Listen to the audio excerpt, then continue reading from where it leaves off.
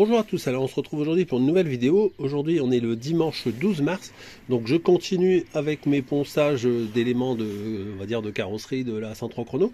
Donc là j'étais arrivé sur le garde-boue avant, donc je l'ai poncé, j'ai descendu toute la peinture blanche qu'il y avait, et j'ai voulu finir au 800 mais j'arrive pas à poncer comme je vous avais expliqué, hein. C'est juste pour vous récapituler un petit peu la fin de la dernière vidéo. Donc là ce que j'ai essayé, c'est que j'ai mis un solvant plus puissant. Je l'ai fait le test à l'arrière, rien n'a changé, quoi. Ça n'a pas changé grand chose, j'arrive toujours pas à l'attaquer au 800. Je ne ponce rien en fait, quand je viens poncer dessus au 800, ça ponce que dalle, quoi. Contrairement à là, j'ai fait au 800, on voit bien que voilà, je vous fais voir la lumière en plus, vous voyez, ça, j'ai vraiment un bel aspect mat comme il faut pour la préparation, pour la mise en peinture. Donc ce que je vais faire, j'ai réfléchi, je vais continuer à le descendre au 800, parce que je me dis qu'il y a peut-être encore une fine couche on va dire de peinture blanche qui reste, on voit un petit peu que ça fait encore un peu blanchâtre, et des endroits ça devient bien noir, parce que là c'est un plastique noir teinté dans la masse.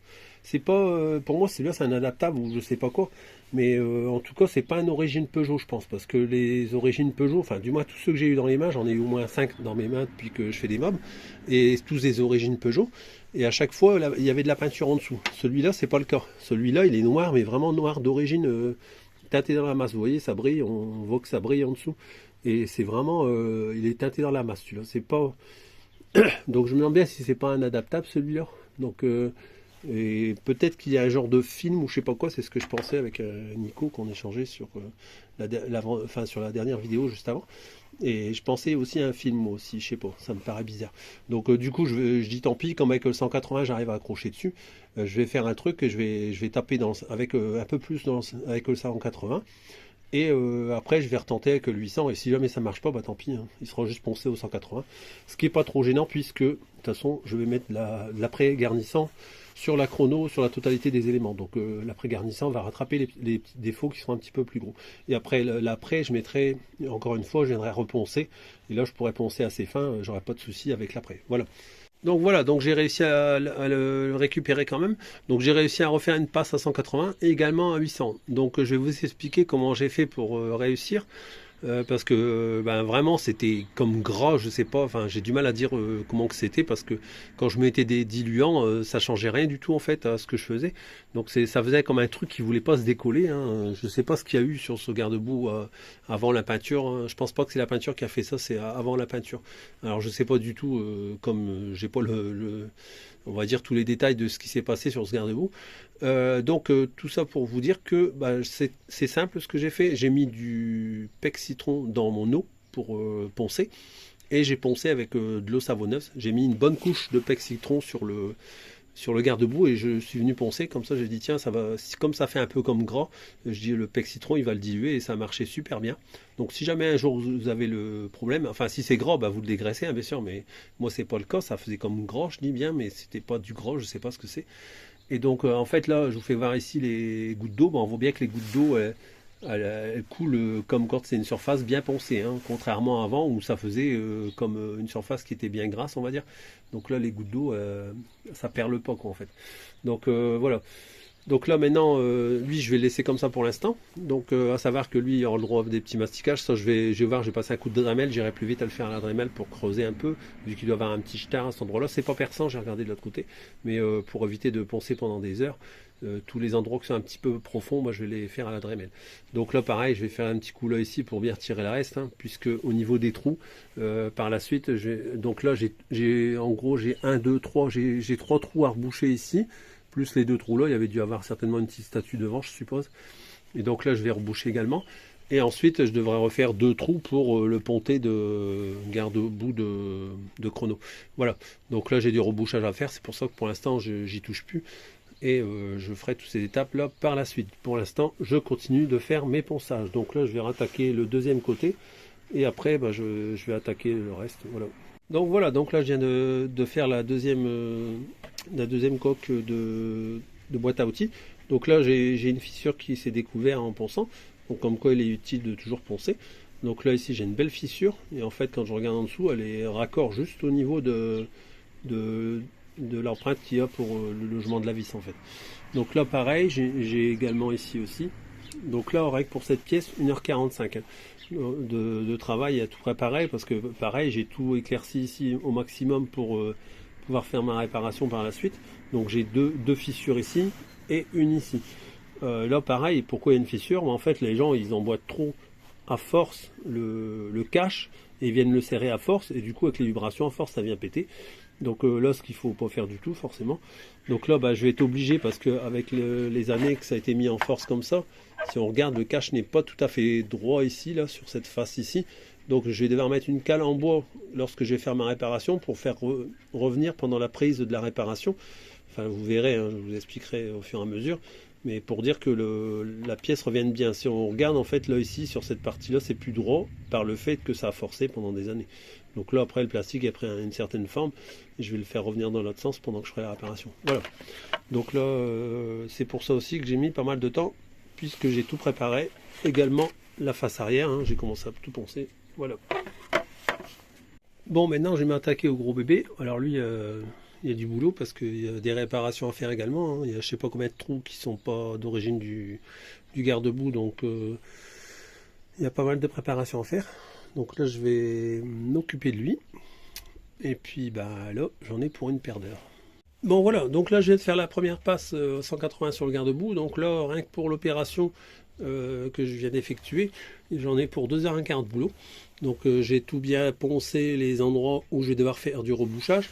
Donc vous voyez là tous les trous que j'ai qui sont pas d'origine, tout ça, j'ai bien éclairci à cet endroit-là. Donc j'ai encore un trou à l'arrière ici qui n'a rien à faire d'origine, qui était rajouté.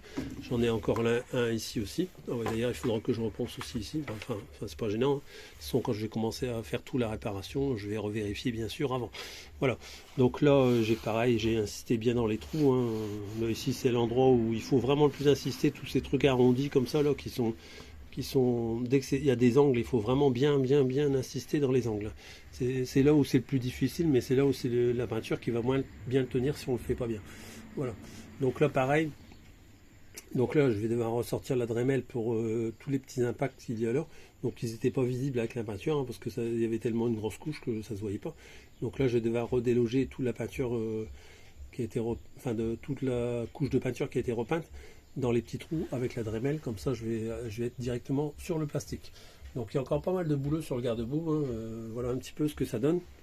Donc là c'est que la première passe à 180, et là pour l'instant je vais le laisser comme ça, et je vais arrêter là pour ce soir car il est déjà plus de 18h, et je vais continuer certainement demain pour faire la tête de fourche, vu que là j'ai aussi à rattraper aussi.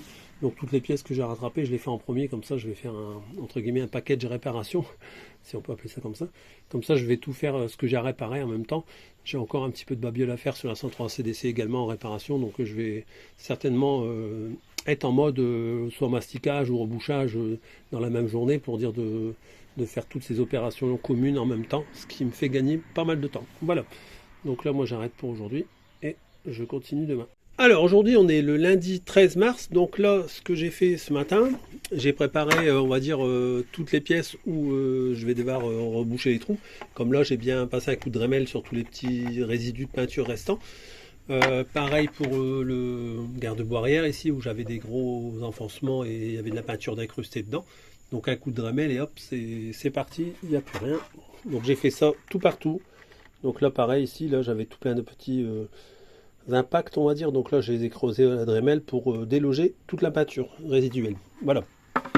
Là pareil, donc là j'avais une fissure, je vous avais expliqué.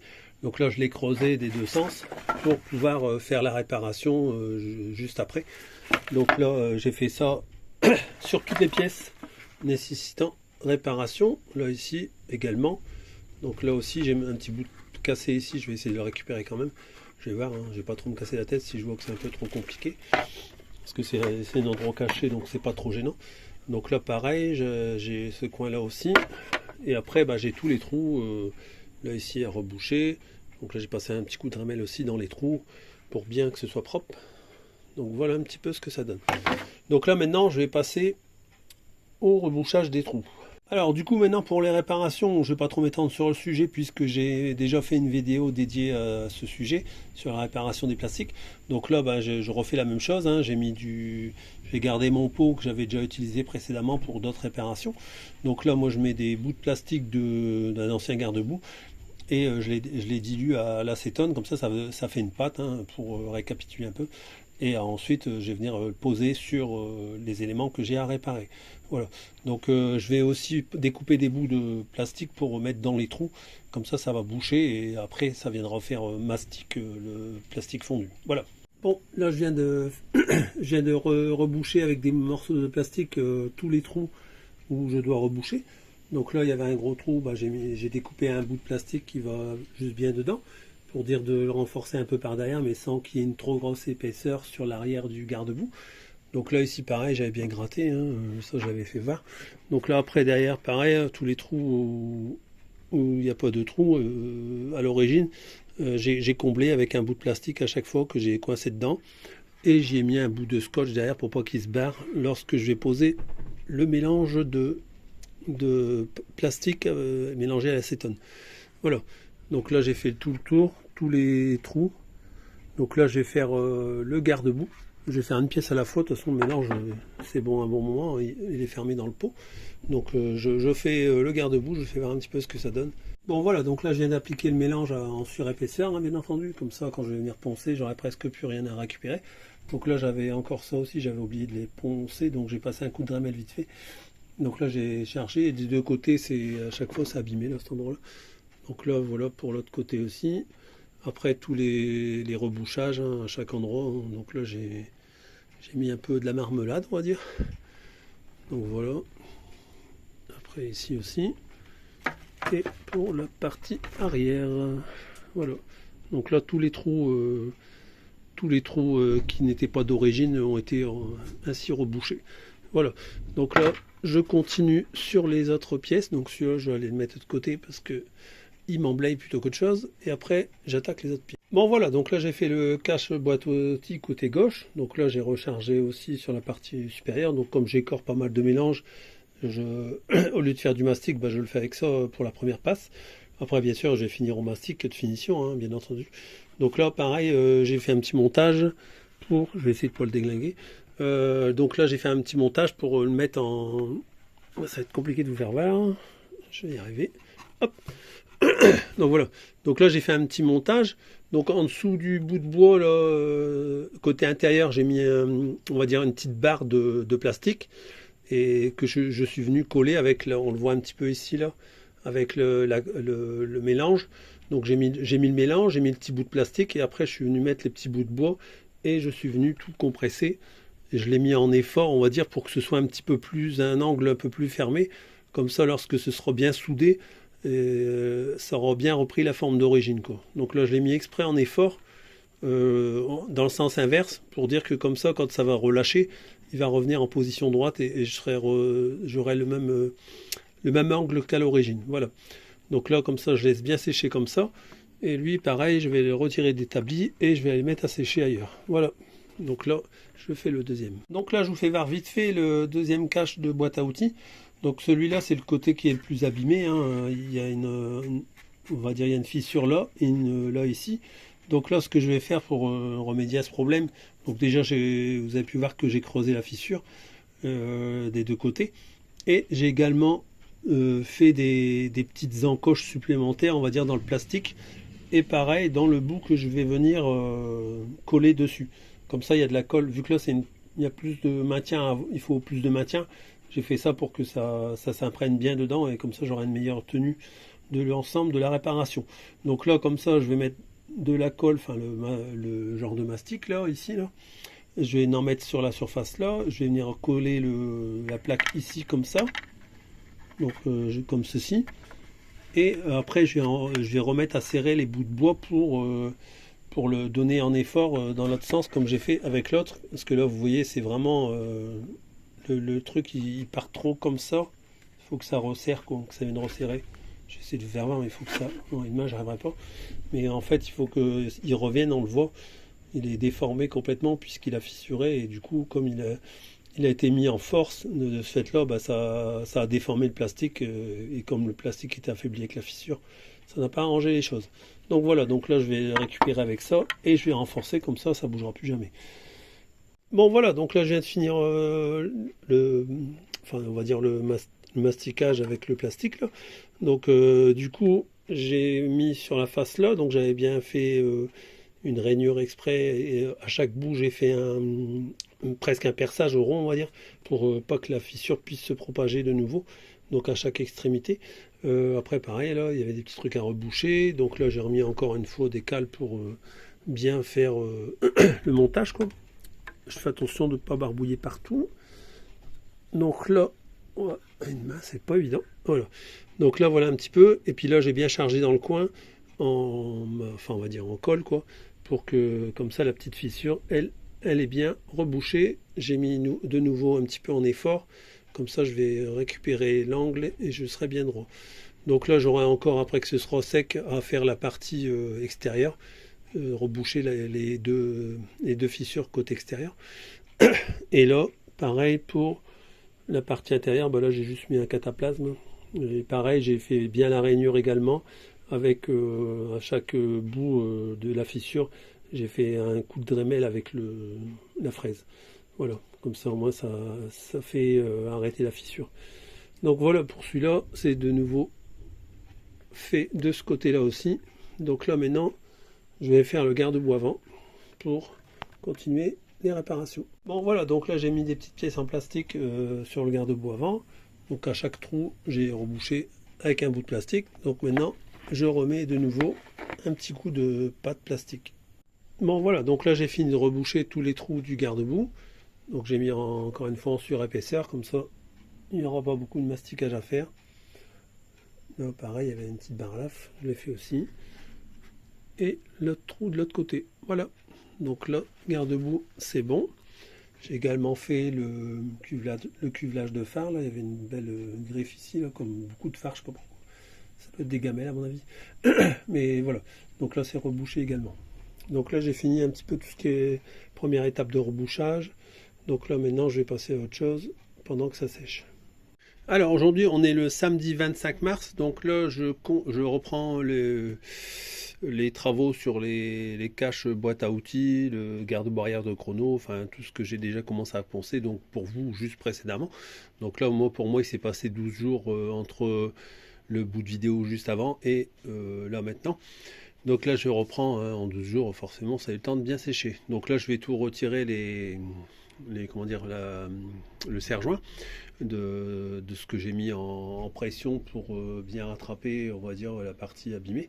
Donc là, je retire ça et après je fais le ponçage de l'excédent en surface, on va dire, de toute la pâte de plastique que j'avais posée juste avant. Voilà.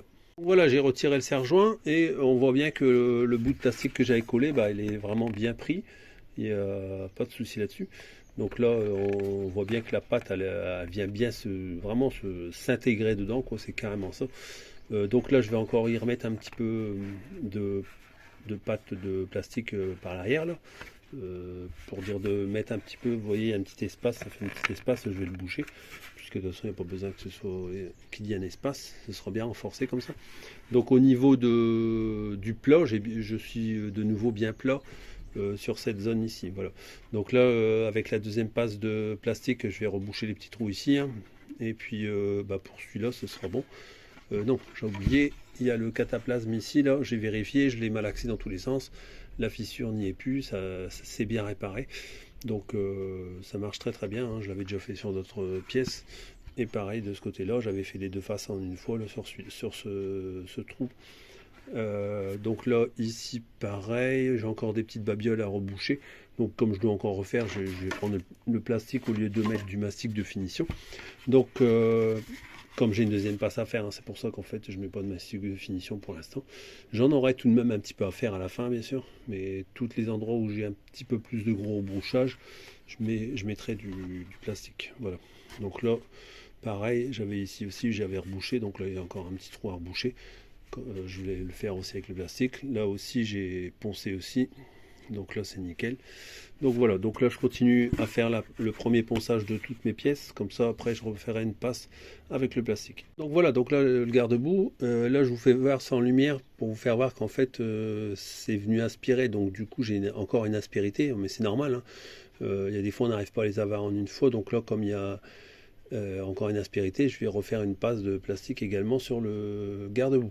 Donc là ici ça va, celui-là il est bien chargé, je sens qu'il est en surépaisseur, donc c'est bien. Celui-là c'est pareil, je pense que ça va aller en une fois, j'aurai pas besoin de remettre. Donc là ici on voit ça fait un petit peu d'aspérité, donc je serai obligé de refaire une deuxième passe. Et là également, mais c'est normal puisque c'est des trous qui sont déjà plus larges. Il n'y a que celui-là là-bas, j'avais eu du mal à mettre le bout de plastique et du coup ça a fait un peu aspiration on va dire. Mais bon c'est pas grave, vous allez voir que ça va aller quand même. Donc voilà ce que ça donne un petit peu une fois les bouts de scotch retirés. Donc là on peut voir que, je vais essayer de vous le faire voir, vous voyez là ici ça dépasse en surépaisseur, donc ça c'est le bout de plastique que j'avais mis pour faire la prise côté extérieur. Donc là pareil aussi, et là à chaque, bon là ça va, je suis à peu près bien bouché tout partout. Et là je vais vous faire voir une chose qui est importante, je vais faire une deuxième passe côté intérieur, mais je le fais tout le temps en fait quand je fais ce type de rebouchage. Pourquoi? Vous pouvez voir ici sur la partie supérieure, il y a un manque de plastique, le plastique n'est pas venu se loger à cet endroit-là. Donc c'est pour ça qu'il faut bien faire les deux faces pour que la réparation tienne correctement. Donc moi je le fais en deux étapes, je fais la partie extérieure d'abord et ensuite lorsque la prise est faite, là je vais venir passer un coup de Dremel sur tous les dépassements qu'il y a au niveau des trous. Hein. Je vais essayer de vous faire voir, mais vous voyez ici, là, vous voyez je suis en surépaisseur, donc là je vais le remettre à ras. Et je vais venir remettre un cataplasme de plastique à chaque endroit où j'avais un trou précédemment. Voilà. Donc là maintenant je fais le ponçage extérieur et également on va dire le coup de Dremel à l'intérieur pour venir à fleur de la réparation. Voilà. Et là ici pareil, vous voyez des fois ça vient creuser. Donc là ce trou là je serai obligé de refaire une deuxième passe. Voilà. Bon voilà, donc là ici maintenant sur le garde-boue arrière c'est pareil. Là ici je suis pas trop mal, je suis pas mal en surépaisseur sur cette partie là. Donc je pense qu'une passe suffira.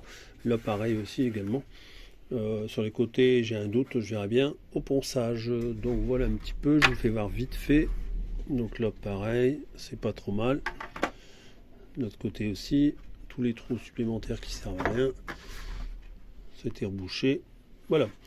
Donc là, j'ai pas mal de petits ponçages à faire à droite à gauche. Donc je fais ça et je vous fais voir après ce que ça donne. Bon voilà, donc là j'ai tout préparé pour remettre de nouveau du plastique.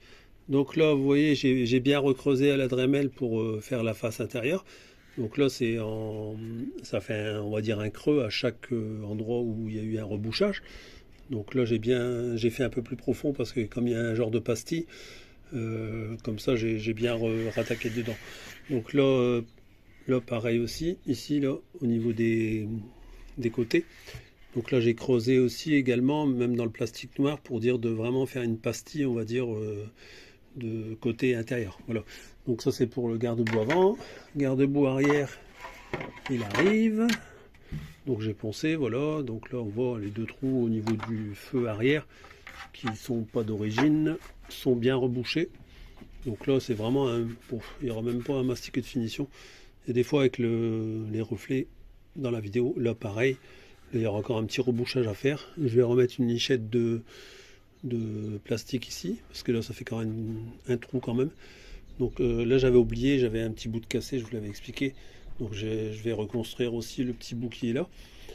Sur les côtés, il faut que je remette encore aussi un petit peu. Là, c'est pas encore tout à fait nickel. Là, pareil, ce côté-là, c'est bon.